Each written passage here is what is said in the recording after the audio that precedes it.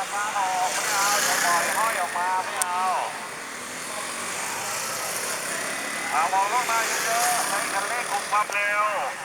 ตีวงให้เหมาะสมตั้งให้มั่นคงตั้งให้กระชับไว้มองเป็นกายตามองกายเร่งผ่อนเป็นจังหวะใช้คันเร่งคุมความเร็ว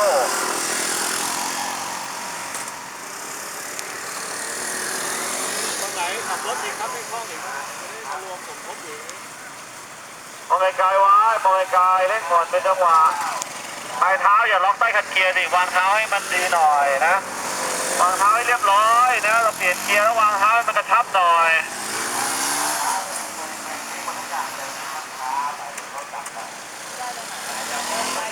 มองไกลๆไว้มองไกลๆไว้หน่อยมองเสือล่วงหน้าไว้ตลอดต้องมองล่วงหน้าไว้มองล่วงหน้าเดินเขาเล่นเป็นจังหวะตีวงให้เหมาะสมมองล่วงหน้าไว้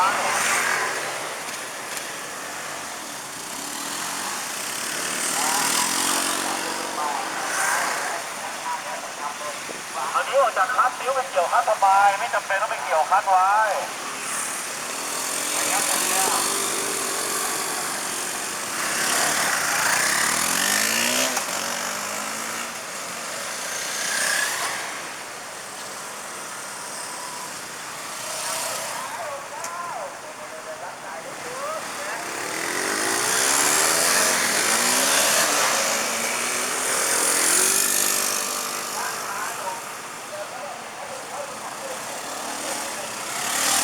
ข้างหน้าไว้